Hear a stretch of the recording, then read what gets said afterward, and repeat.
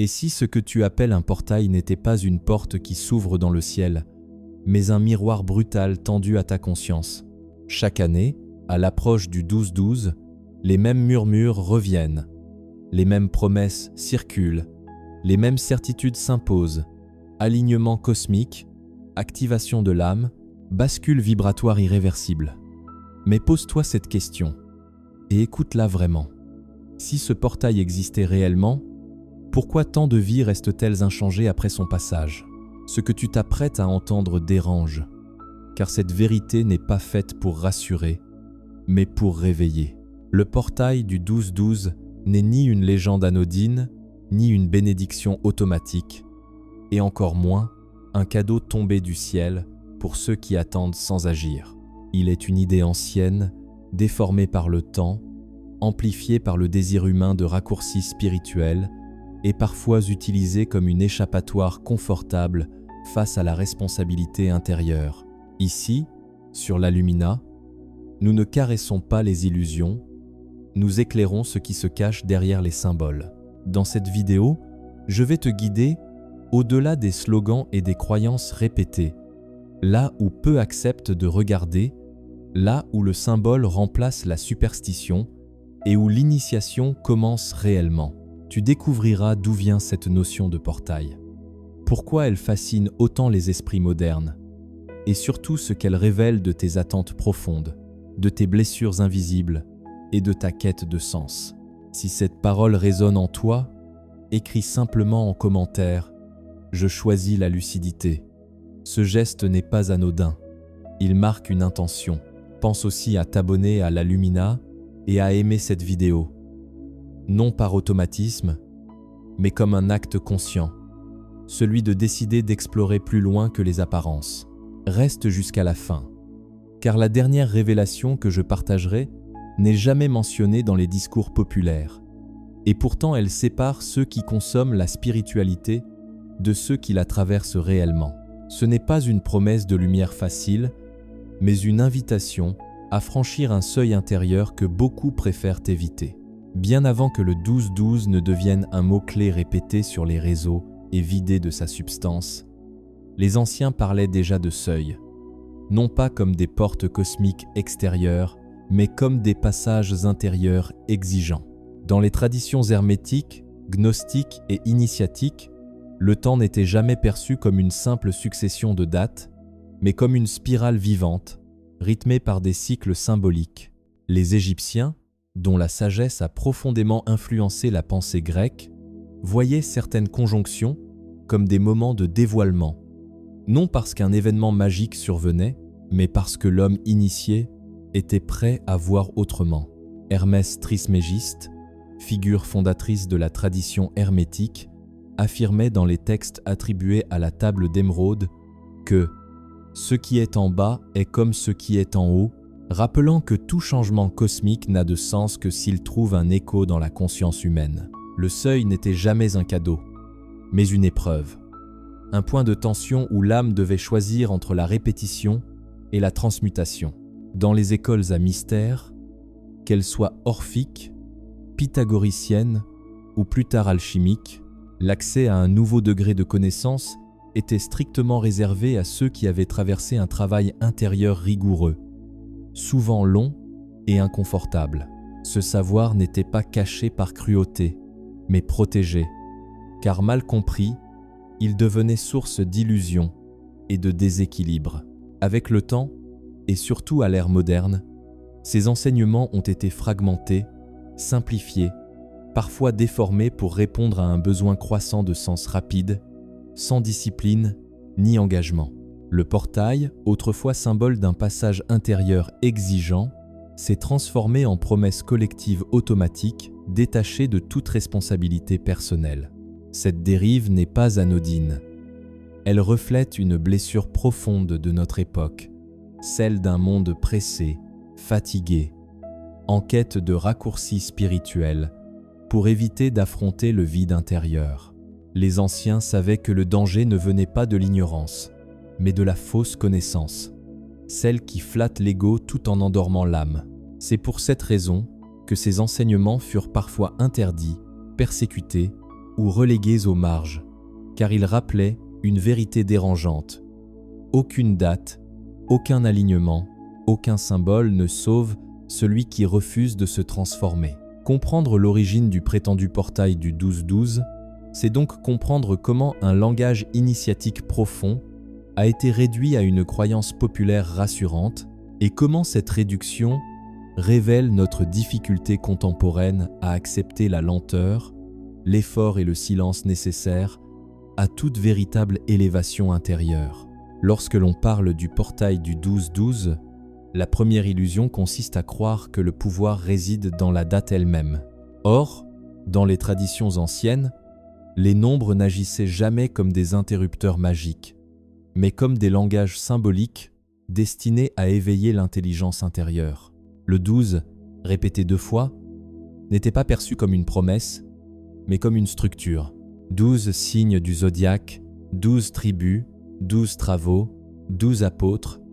Partout, ce nombre marque un cycle accompli, une totalité atteinte, suivie d'un moment de tension silencieuse avant le basculement.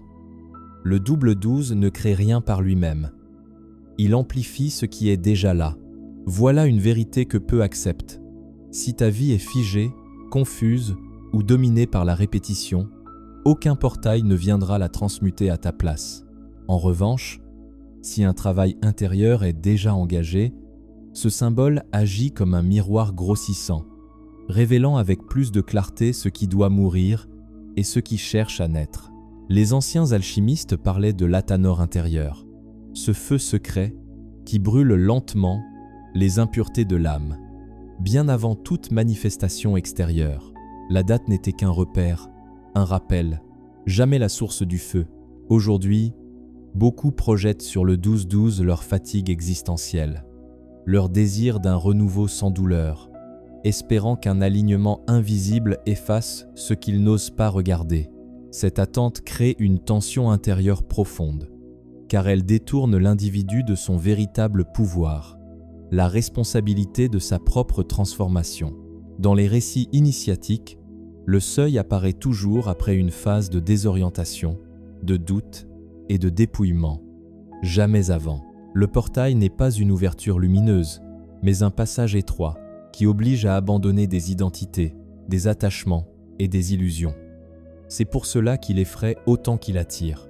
En vérité, ce que beaucoup nomment portail du 12-12 correspond à un moment où la conscience collective devient plus sensible à ses propres contradictions, où les blessures non résolues remontent, où les masques tombent plus facilement.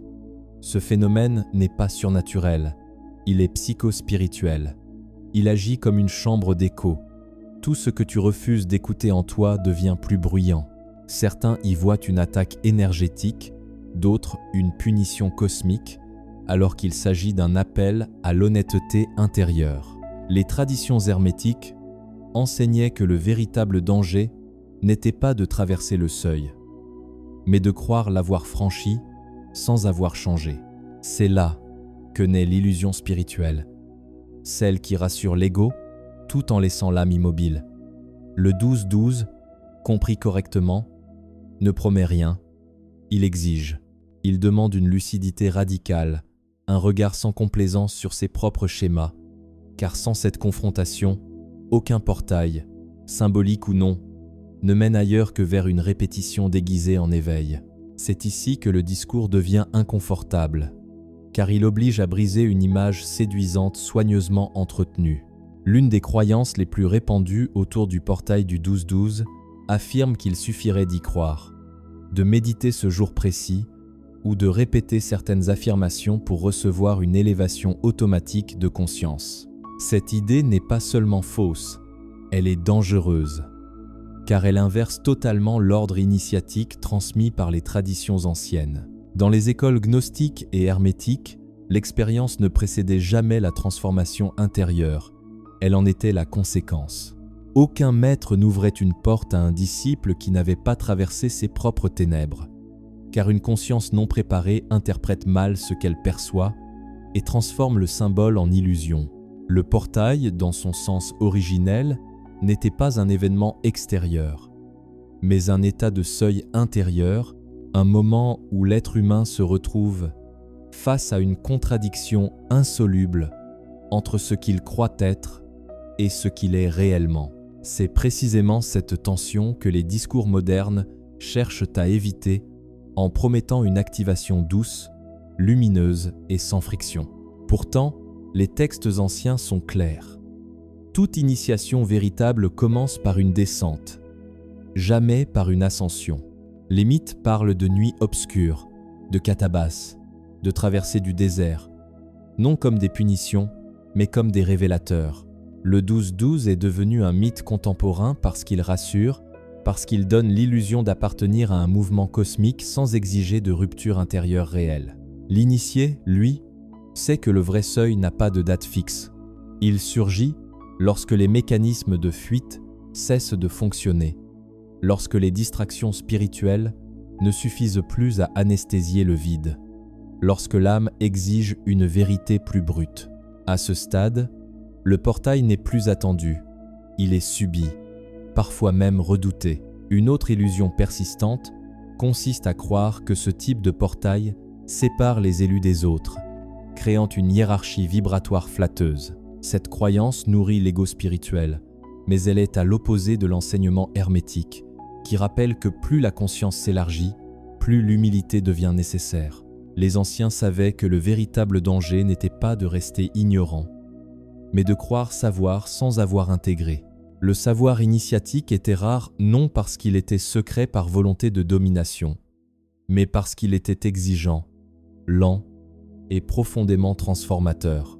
Ce que l'on te cache rarement aujourd'hui, c'est que le sentiment de malaise, de fatigue ou de confusion, souvent associé au 12-12, n'est pas le signe d'une activation réussie, mais celui d'une dissonance intérieure non résolue.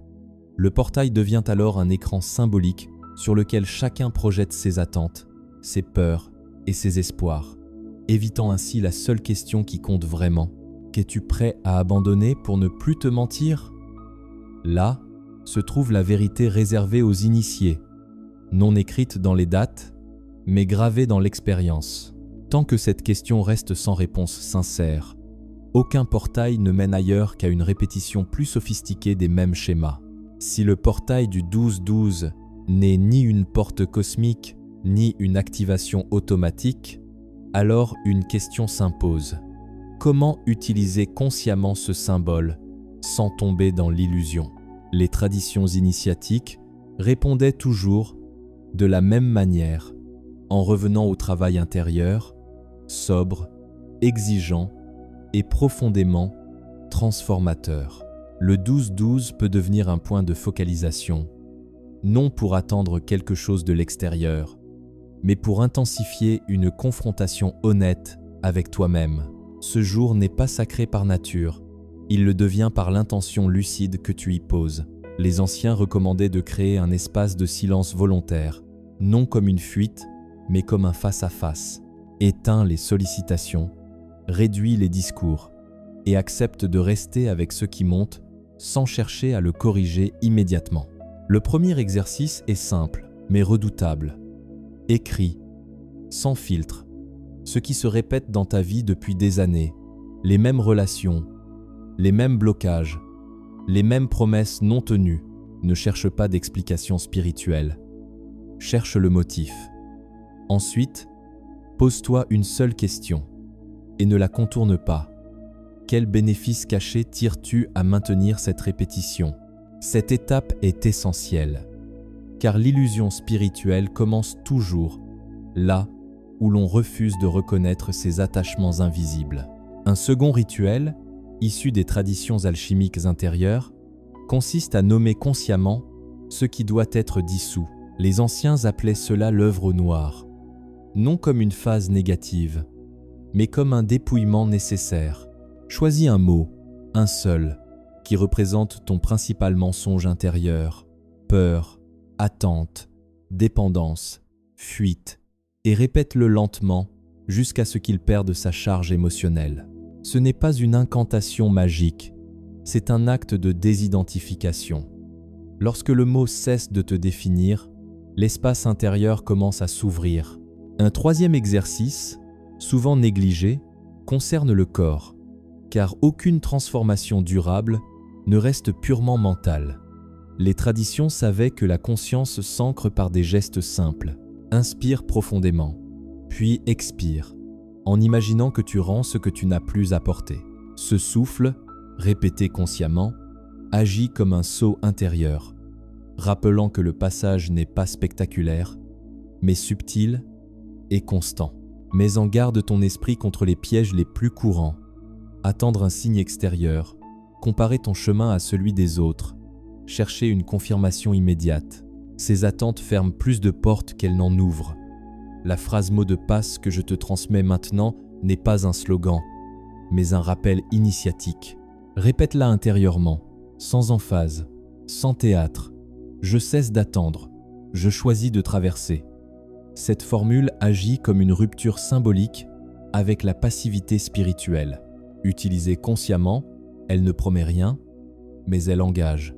C'est là que le portail cesse d'être une illusion collective et devient un seuil intime, non lié à une date, mais à une décision intérieure ferme. Celui qui applique cela ne cherche plus des portails.